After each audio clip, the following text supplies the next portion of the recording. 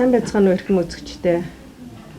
DBS телевизээс явуулж байгаа танилуд нэвтрүүлгийнхаа гигэн хонорт Дархан уул аймгийн Солонгоч чуулгын захирал Монгол улсын соёлын тэргүүний ажилтан Пүрүнзиг өрн оролцуулж байна. За тэгээд үүдээ энэ өдрийн мэндийг төвшүүлье.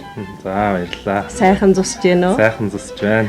За бүтээл ариунтай үстэй. Ариунтай. Энэ жил бол маш их бүтээл ихтэй байгаа. За тэгээд Пүрүнзиг бол би сайн одоо бүжигчин гэдгийг бол түүний бэлтгэсэн Солонгоч чуулгын авьяаслах хүүхдүүдийн одоо урын сангаар одоо мэддэг. Тэгээд энэ бүжигчин болох энэ гараагаа одоо хизээ ихэлсэн бэ? Төрөлхийн авьяас байсан уу? Хэн нэгэн хүн одоо нөлөөсөн үү? Тэ. За баярлалаа. Айгуу сайхан бас асуулт байж байна. Би юу нь бол яг хүүхэд байхдаа өөрөө айгуу бүжгийн сонирхолтой.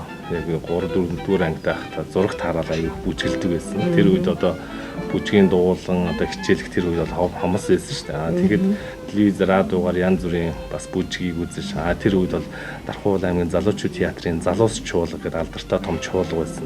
Тэрийг байхад хүүхэд байхдаа үзэж ямар гоё бүжгэлдэг ах гişнэр вэ гэж аюу сонирхож тэрийг үзчихээ дараа нь гэртээ хөдөлгөөнийг хийгээл телевиз радиогаар дуурайгаал хийдэг байсан. Тэгээд өөрийнхөө сонирхлоор одоо бүжгэлж сураад юуныхаа 10 жилийн хугацаанд бас үеийнхээ хүүхэд багчуудад бүжиг зааж хамтлаг байгуулаад тэгээд тэмцээн уралдаанд оролцож хамгийн анх улсын уралдаанд оролцож 2 дугаараар эзэлж ирсэн. Тэгээд цогцоогүй бас үнэхээр би бас ингэж бас өөрөө авьяастай нэгдгээ бас мэдрээд өөрийнхөө сурж байгаа мэдсэн юм 4-р цэцэрлэгийн хөөрхөн бяцхан одоо хүүхэд багчуудад өөрөө одоо 8 дугаар ангийн хүүхэд байхад бас хүүхэд багчуудад тэр бүжгээ зааж улсын уралдаанд оролцуулж бас алтан медаль авч анхныхаа гарааг эхэлжсэн. Тэгээд тэрнээс хойш одоо 23 дугаар цэцэрлэгт Солонго хамтлагийг одоо 12 хүүхдийн бүрэлдэхүүнтэй байгуулж Хаврын баяр улсын уралдаанд бас удаа дараалан амжилттай оролцуулж улсын 7 удаагийн авраг үр хадгалагдах цомын эзэн болж ийм шатраалтай ийм сайхан бас хүүхд багчуудыг сургаж хүмүүжүүлсэндээ маш их баярлдаг юм аа. Бүжгийг бол ерөнхийдөө би ойлгохдоо хүн угаасаа Монгол хүн одоо хөдөлж байгаа одоо амьдрал дээр одоо байгаа үйлдэл болгоно одоо бүжгийн хөдөлгөөн гэж бас байдаг уу тийм. Яг бүжигчин хүний нүдээр харахад бол тийм мэдрэмж төрдөг байх тийм. Ер нь бол ингээл ингэдэж шүү дээ хүмүүс чинь би эвсэлгүй би одоо бүжгийн ямар ч юм чадахгүй гэл одоо манайх чинь томчуудын сургалт янз бүрийн юм ингээл зохион байгуулалт ингэхэд насан туршид юм дээр би багаасаа бүжгэлж байгааг бол хүмүүс айгүй их тэгдэг. Бүжгийг бол ингээд сурахад бол яг л хүүхэд болгон багаасаа одоо цагаан толгойг ингээ уншаад бичээд сурдагтай адилхан бүжиж гэсэн ялгаагүй тийм. Насны хязгаар байх уу? Байхгүй. Байхгүй юу? Ерөөсөө сурал гэж сэтгэл гаргахад болно. Тэрэнд нэг юм нь юу гэхээр хамгийн гол тэрэн дээр авьяастай одоо эвсэлтэй нь болохоор үнэхээр л одоо нөгөө бас гоёмсог мэрэгжлийн хэмжээнд бас ингээ харагддаг тийм. Жоохон авьяас муутанууд нь болохоор ерөнхий одоо техник одоо яаж хийх үү гэдэг юмудаа яг бас ингээ хийчдэг тийм л бас болдог л доо. Ядагтаа гоо сайхан байх, гоё сайхан алхаж гიშгэх тийм.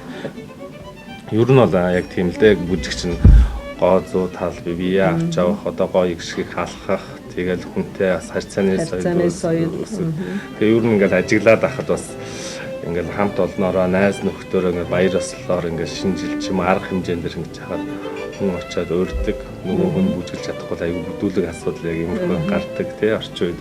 Тэгэхээр одоо энэ бас залуучууд ер нь ингээ хүүхд багчууд багаасаа заавал бүжигчин болохтой биш дуучин болохтой биш спортчин болохтой биш тий хамгийн гол нь тодорхой хэмжээний бас нэг эвсэлтэй бас нэг өөрийн гэсэн бас мэдрэмжтэй урлагийн гэсэн мэдрэмжтэй тийм байгаасаа л гэж асуусан юм байна. За зүйтэй.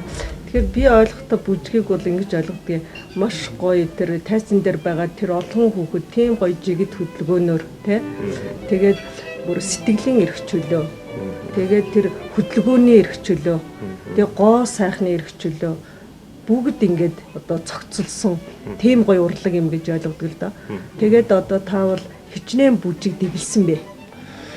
Ер нь за бол цингэн түжиг ардын орчин үеийн ингээд одоо нийтдээ бол нэг 50 гаруй хүүхэд багчууд бас бүжиг дэглэсэн. Гэхдээ дан одоо Дархуул аймгийн хүүхд багчуудтай биш. Тэгээд хөдөө орон нутаг одоо Сэлэнг хот тэгэл олон улсын арга хэмжээ янз бүрийн бас үйлдвэр болон бусад одоо хамт олонд бас нөгөө тэмцээн уралдааны бүжиг гэхэл янз бүрийн бол дэглэж байсан л да.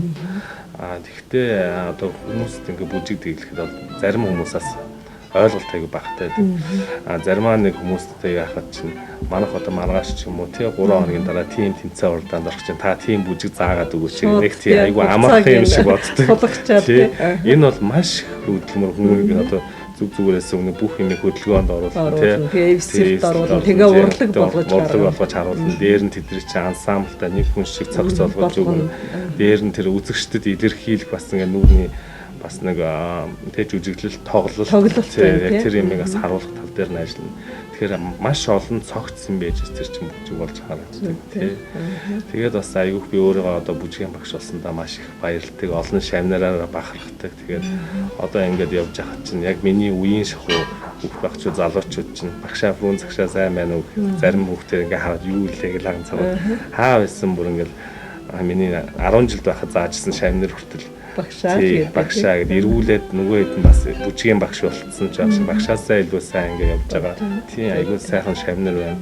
Ингээд миний одоо шавнараас бас яг бүжгээр дэлхийн аваргад одоо 6-7 хүүхд явчаад ирсэн Монгол улсаа төлөөлөд. Тийм одоо энэ жил бас манайхаас одоо 5 хүүхд дэлхийн аваргад явах гээд эрхээ авцсан байгаа. Тийм. Тэгэхээр бүжгийн урлаг гэж бол үнэхээр агуул. Тэгээ ерөөсөө дэлхийн нийтэд энэ бүжгийн урлагийг ч бас их дээгүүр авч үздэг те. Дэлхийн томчууд чинь бүр нэг твээс нөгөө төв рүү очиж одоо бүжгэлдэг. Бүр тэр бүжгийн тэмцээнийг тесэн ядан хүлээдэг. Тийм гоё урлаг те. Аргагүй л бүжиг бол угаасаа хөдөлгөөн бол ирүүл юм шүү дээ. Угаасаа тэгэхээр үргэлжил нөө хөдөлж идэг бүжиглж тэр үргээрээ хүмүүс бас бүжиг гэдэг чинь аюу гоё гоо сайхан ирч хүчийг агуулдаг. Хараад хүмүүс тэрийг баясаад ямар гоё юм бэ? Ямар гоё ингээл хүн болгон баярлдаг. Тэгэхээр тэр утгаараа бас аюу тэр аюугаар өөрийнхөө мэрэгчлэр аюу бахархдаг агуулдаг. Тэгээд Брунз гэдэг нэрийн одоо бас учир утга их байгаа хэл та. Би Брунз гэд бодохоор тэр одоо нийслэлийн нэрээс улдаар яг бүжгийн нэр шиг те яг ингээд санагддаг аахгүй юу. Яг тийм мэдрэмж бас надад төрдөг аахгүй юу. Тэгээ энэ талаар.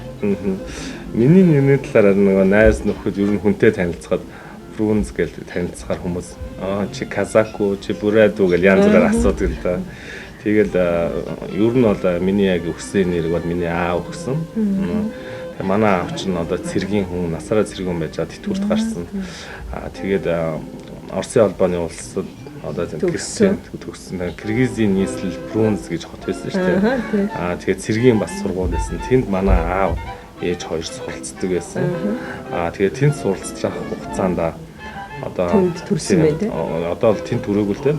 Тэгээд тэнд суралцж авах гэсэн намайг одоо олсон. Тэгээд одоо Говьалтай аймагт төрөөд тэгээд цог суралцж байсан, Брунз суралцж байсан тэр офицерууд, найз нөхдүүд нь хүрэлцэж ирээд тэр үед чинь хүүхдийн нэрийг яхаа будаа шигшээл ингээ гараад байна шүү дээ.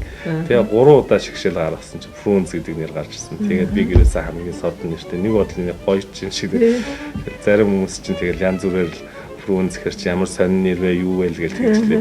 Тэгээ зарим найзуудаас их марзганж тоглоно. Найз нь казак гэдэг. Тэр айц шиг тийм. Ер нь бол яг халах л да яг юм. Тэгээ ер нь энэ нэрэндээ маш их баярлаж явдаг бас бахархдаг. Тэгээ ийм аав ээжийнхаа өгсөн сайхан одоо бэлэг нэрийг бас амтар хүндтэй авч явж байгаа нь бас сайхан юм тий. Аюу бодож явдаг бас нэг. За тэгээд бас Брунзигээ би сонссон маш сайхан хоол хийдэг гэж. Яг үндсэн мэрэгжилч одоо яг бүжгийн багш мөн үү? Би бол яг 2 дэд сургууль төгссөн. Нийтийн олонний инженери технологиор нэг сургууль. Соёл урлагийн сургуулийн багш найруулагч ангид төгссөн. Хоолыг бол ямар ч төрлийн хоолыг бол өөрийнхөө жороор өөрийнхөө технологиор бүх юм зохиогоод хийдэг. Ер нь хоолнд бол маш сайн. Одоо ээж аав, найз нөхөд одоо амралт зугаал бүх юмнэр бол хоолыг бол би өөрөө бүх юмнуудыг орсноор бүх юмнуудын зохион байгуулаад гаргадаг. Аль мэрэгжлийнхаа талаараас нэг гайгүй явчихыг бас боддог. Дээр нь одоо мэрэгжлийнхаа дагуу хоолныхаа чиглэлээс солон буу зааж нийцээ их ажиллуулсан. Өө тий тэрнийхээ технологи одоо Орос норм юу гэдэг бүх юмыг одоо юу өөрөө хариуцдаг. Хажуугаар нь одоо солонгочуулгахаас дуу бүжиг урлагийнхаа чиглэлээр ингээд бас хариуцдаг. Тий аль чиглэлийн наалт. Ер нь цалгартах нь гайгүй юу? Тий. Ер нь захаа залуу хүний хувьд бол бас ирч хүчийнхаа юугаараа л явж лээ л да. Өглөө гараад орой орж ирдэг ажилтаа тэгэл хамгийн гол нь залуу байхад бас хөл мөдлөж бас юм хийхэд аяанда бас юм аюух бодогдт юм лээ. Аль болох л нөгөө цаг хугацааг одоо үр дүнтэй өнгөрөхийг л маш цаг бол маш алддаг гэдэг. Тэгж л боддог л доо. Тэгээд цаг хугацаа алт гэдгийг бол өөрөө яг юу гэж ойлгодог вэ? Ер нь бол хорон бүхнийг одоо алдахгүй байхыг л аюу хүсдэг. Цаг хугацаа одоо бид нар бол энэ ер нь бол амьдрал дээр хүн болж төрснийх тий бурхнаас одоо хүн болж төрснийх угаасаа хүн нас тодорхой. Тийм болохоор энэ орчин дээр байгаа хугацаанд бол бас эрхийг бүтээж одоо байгаа орчиндөө бүх юмыг л хийхийг эрмэлздэг цаг хугацаатайгаа хожигдохгүй л одоо гэж боддог л доо. Тэгээ нөгөө цаг хугацаа алт гэхээр яг бид хоёрын ярьж байгаа энэ мөч гэсэн эргээд олдохгүй тий хамгийн үнэтэй тэрүүгээрээ алт гэж бас үнэлж болох юм байна тий. Их гоё бас сэтэл төрүүллээ. Тэгээд ерөөсөө бид нар чинь хүн болсон чинь тэр одоо хүний хамгийн дээд эрхэм зорилго бол одоо үр номын биеийг олох гэж байд юм байна л да. Тий. Үр номын биеийг олох гэдэг маань өнөөдрийн бид ойлгож байгаа бол гэгэрэлт хүрэх тий. Тэгэхээр таны одоо гэгэрэлт хүрэх арга зам бол юу вэ? Тэгэж ер нь бодож исэн юм уу та? Ер нь энэ талаар бодож байгааг юм биш үү? Яагаад ийм бүтээлч юм чи яагаад гэгэрэлт төрөй гэж та бодохгүй байсан юм? Ер нь яг энэ талаараас бодож байгаа юм биш үү? Гэхдээ миний бол одоо өөр яг энэ бодол бол анхнаасаа л хүүхэд байхаас л ахгүй бол хүүхэд багчуудаа нэгдэж хүмүүжиж тэр хүүхдүүд чадвараа бүх юмыг заагаад ингэдэгсэн. Гэхдээ миний одоо эцсийн одоо энэ юунд хүрэх одоо гол зорилго бол юу л өөрийн авьяасаа юу л чадна тэр болгоно л хүүхэд залуучуудаа одоо нэвтрүүлж одоо Монголынхаа ирээдүй болсон тэрнийхээ төлөө л одоо тийм үйлчлэл явуулна гэж бодож байна. Тэгээ би бол таныг ингэж ойлгож байгаа байхгүй юу? Ийм сайхан соёлын үрийг дэлгэрүүлнэ гэдэг чинь те та бол гайхамшигтай соён гэгэрүүлэгч юм байна. Тэгээ энэ соён гэгэрүүлэхийн эцсийн туйлын зорилго бол ерөөсөө хүн гэгэрэлт хүмүүсийг тэр сайхан одоо эрүүл оюун ухааныг хөтөлж байгаа байхгүй. Тэгээ таны энэ ажилд бас амжилт хүсье. Тэгээ энэ талаар та бас дахин бодоорой гэж хэлэх байна тий. Юм бүхнийг өөрөөсөө гуйдаг гэнэ л дээ. Мунхаг хүн бол юм бүхнийг бусдаас гуйдаг. Тэ. Тэгэхээр та өөрөөсөө одоо яг юу гуйж байна? Та яг мөрөөдөлтөд хүрсэн юм уу? Үгүй хөрөөг байгаа. Хөрөөг байгаа. Тэгвэл өөрөөсөө та одоо ямар юм гуйж, ямар авьяас гуйж гин үү? Ер нь бол энэ тал дээр бас одоо би яг бүжгийнхаа чиглэл, хоолны чиглэлээр ингэж асан. Тэгээд бурхан одоо намайг чинь бас нэг тодорхой хэмжээр хүн нэг авьяас хайрладаг гэдэг шүү дээ. Тэгэхээр одоо хүмүүс ингээл найз нөхөдийн өрөөнд гэхэр чинь чи дуулах уу, яах уу гэл ингээд янз бүр.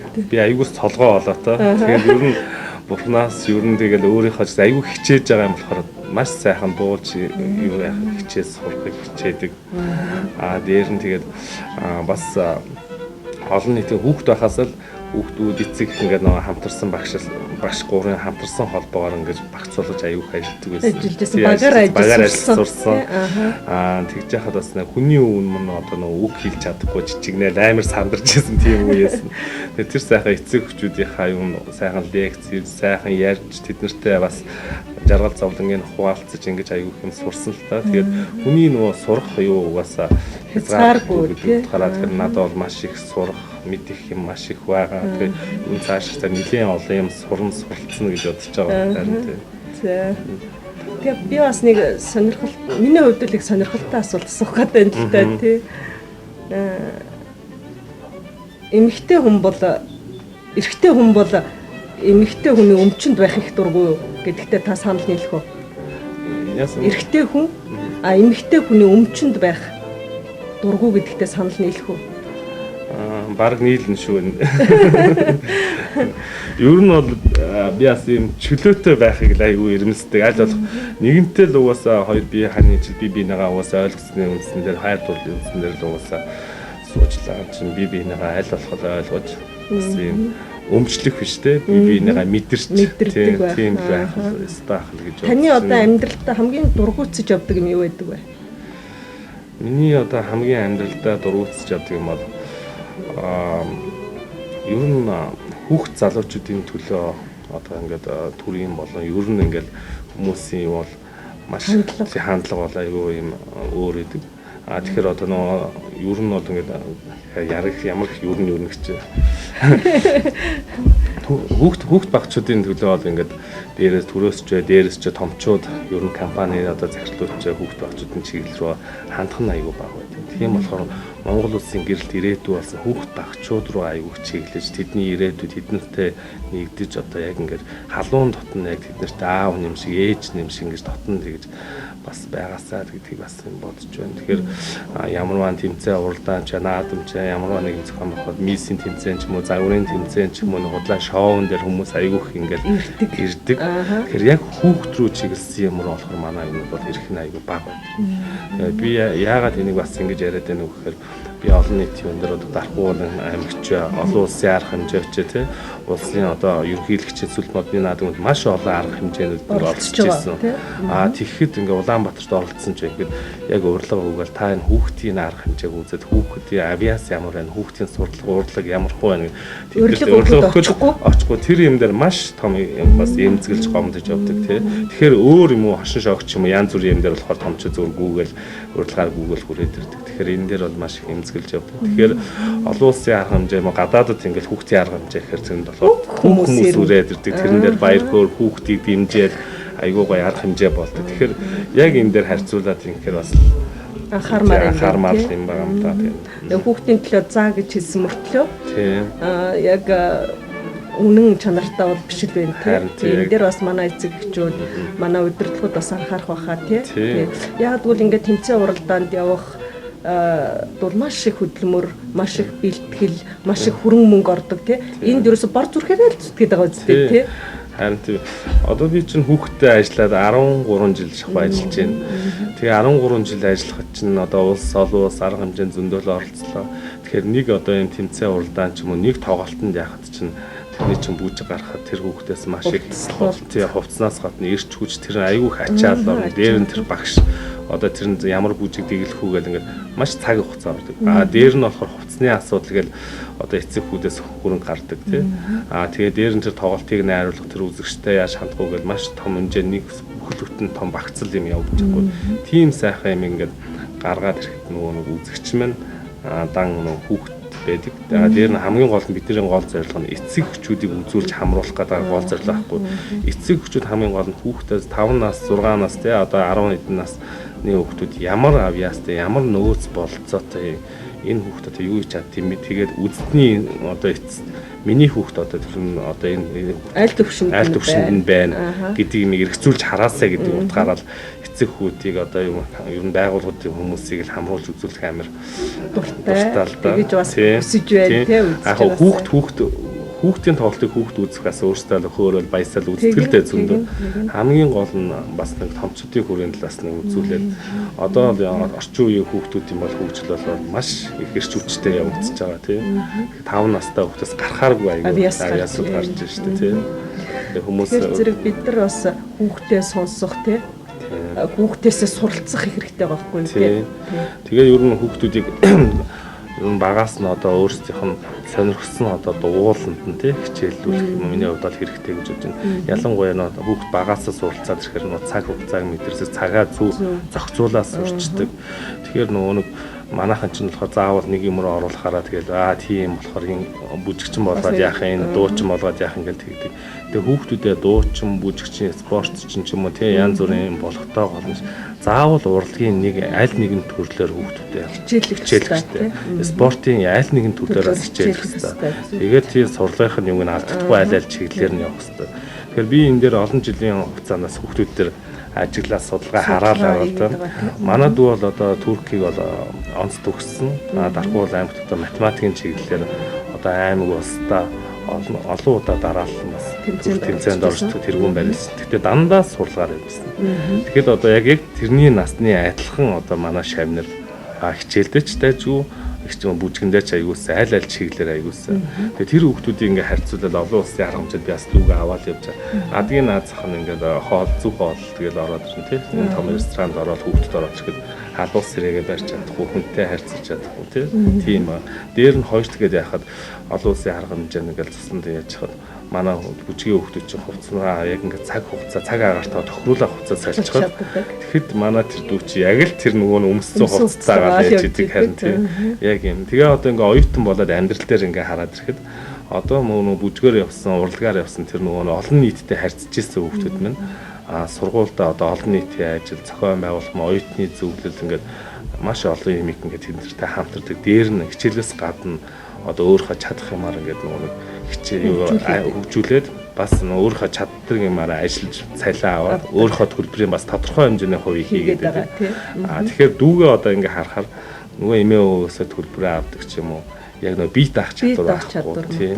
Тэгэхээр хитрхи нөгөө нэг талаа барихаар нөгөө хийсвэр сэтгэлгээр яг л тэр хүн тэнд дээр хайрцагт оршдог. Тэгэхээр аль аль хүүхдийг хөгжүүлэхийг багаас нь хөгжүүлэхийн тулд аль аль өөрхөн сонирхсан чиглэлээр нь заавал хүүхдүүдийг суралцуулах хэрэгтэй гэж боддог. Өнөөдрийн хүн болгоны эрхэмлж байгаа нэг зүйл бол зөв хооллолт гэдэг байгаа байхгүй.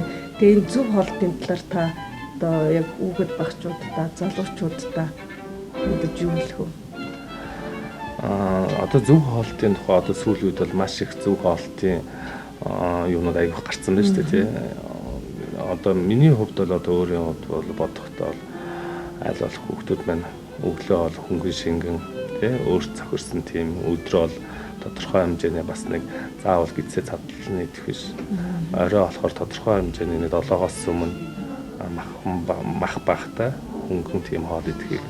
Тэгэхээр ер нь бол хоол идсний дараа аль болох байнгын хөдөлгөөнтэй тэр шингээх одоо 30 минутын бас юм хөдөлгөөнтэй байгаасаа л гэж хүсмээр байна. Тэгээд би чинь бас багадаас өөр аюух буруу хоолж явжлээсэн л та. Нөгөө хитрхи хүүхдүүдэд аюух ажиллаад юм аюух ажлынхаа юундаа агаад ачаалтаа ороод ядрал нэг өглөө гараад орой орждөг орой оржингүүтээ их хідэл тэгэл унтаад өгдөг харин яг тийм эс. Одоо сүүлийн үед орчин үед бол одоо тийм биш. Бас анхаарч байна өөртөө анхаарал тавиад бас өөрчлөгдсөн л дээ ер нь тий. Тэгээ би нэг ямар учраас суугаад байгаа гэхээр зэрэг зөв хоолтын талаар маш их олон мэдээллүүд, олон сургалтууд явагдаж байгаа хгүй. Тэгээд энэ дотроос бас мэрэгжилтэн хүний хувьд юу гэж боддөг юм бол залуу хүний хувьд юу гэж боддөг юм бол гэж би бас сонирхож байгаа. Тэгээд Монгол уламжлал дээр зөв хоолтын талаар яаж бичсэн байдгийг бол гээд би бас судалсан л да. Тэгэхээр ерөөсө 4 хүн юм журам байд юм байна. Айгуу энгийн. Ерөөсө хит өлсөж болохгүй гэж. Өлсөхөр яах вэ гэхээр зөв үйл хийх хүчгүй болдог гинэ. Ядраад тий хит идэж болохгүй гэж байгаа байхгүй. Хит хийхээр яах вэ гэхээр маш их ачаа үүрс юм шиг өөртөө зовлон хураана. Тэгээд муу үр дагавар нь юу байна вэ гэхээр зэрэг сэтгэлийнхаа гмийг засах чадваргүй болдог гэж. Хитэж тэгэхээр бид нар их хитэж болохгүй л гэж мэднэ тий. Сэтгэлийн гмийг засах чадваргүй болж. 3 дугаарт нь юу вэ нөхөр зэрэг буруу санаагүй хооллох хэрэгтэй гинэ. Маш сайхан сэтгэлтэй хооллох хэрэгтэй гэж штэ тий. Тэгэхээр чи эцэгтэй хүн ч гэсэн сайхан сэтгэлээр хоол хийж өгнө ш тий. Өнөөдрийн танилуд нэвтрүүлэгт оролцож маш сайхан чин сэтгэлээсээ ярилцсан дүүдээ баярлалаа. Тэгээд цаашдынх нь одоо ажил хөдөлмөрт одоо их амжилт хүсээрэй. Тэгээд энэ өөрийнхөө сүүл бичсэн бэлгэл явахаа гэдэг яруу найргийн ном бэлэг болгон өгч байна. За баярлалаа. Маш сайхан ном бэлгэлсэн танд аяг баярлалаа. Би ч гэсэн танд бас нэг энэ сайхан өөрийн гаргасан сэтгүүлээ бас бэлгэлээ. Энэ ямар учиртай сэтгүүлээ гэхээр одоо Дархуу аймаг үүсч өгсөний 50 жилийн аймаг хүрээнд Дархан 50 авьяаслаг 500 хүүхдийн тоглолтыг би зохион байгуулж найруулсан. Та тэр тоглолтыг үзсэн үү те? Өстой гоёсэн шүү. Тэгэхээр энэ тоглолтын дээр бол би бас аюул их юм дээр багш нараараа хүүхдүүдээрээ тэгээ хамт ажилласан зохион байгуулсан хүмүүсээр маш их бахархсан. Монгол улсын хэмжээнд одоо яг 999 морин уур гэдэг наадмын концертанд оролцож байсан. Тэгэхэд бол Дархуу аймагт 500 хүүхдийн одоо нэгдсэн бүхэлдэн концертын хэлбэрээр гэж явагдсан.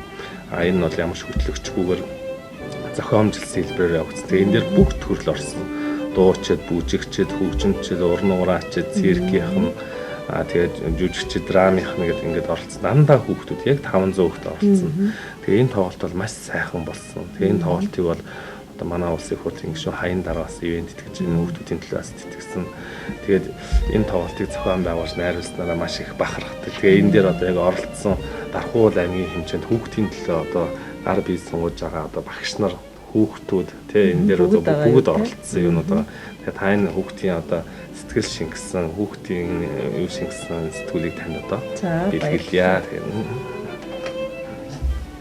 Тэгээд энэ тоглолтоо CD болгож чадсан уу? Тийм энэ тоглолтоо CD, ном тэгээд одоо юмнуудаар бүх чиглэлээр нь болгоцсон байна. Тэгээ энэ номон дээр бас энэ дархны хүүхдүүд гэдэг бас нэг шин дуу гарсан. Тэрийг манай дархны хүүхдүүд тэрийг дуулж амьлуулсан. Тэгээ манай нөгөө од цогцлбарыг хүүхдийн зохиосон дуу. Одоо дархны хүүхд тэр шүлгийн зохиогоод тэгээ хүүхдийн ордны ганчин багш аян зохиогоод тэгээд энэ манай солонгоч чуулгын дууны аймгийн хүүхдүүд амьсгалж дуулсан байгаа. Одоо удахгүй энэ дуугаа клипчүүлэх гэж байгаа. Тэгэхээр дархны хүүхдүүдийн одоо сүл дуу болохын төлөө бас үзэн байна. За баярлалаа. Тэгээд дэндүү их хайрыг хүүхэд дааж чаддаг, дэлгэр сайхан сэтгэлээ тэдэл нээж чаддаг, хүүхдийн ертөнцийг хайрлаж чадсан хүн хүчит дэлхийд жаргалтайд бид хоёулаа итгэдэг. За Пүрүнцтэй өнөөдрийн бас нэг даалгавар байгаа. За энэ даалгавар бол юу вэ нөхөр таньжууд нэвтрүүлгийн хөтлөгчийг одоо би өөрт чинь шилжүүлж байна. Тэгэхээр та одоо дараагийнхаа одоо зочныг ураад нэвтрүүлгээ хөтлөж явна уу? Танд амжилт хүсье. За баярлалаа. Ийм нэр хүндтэй ийм эрхэм бас үүргийг өгсөн танд их баярлалаа.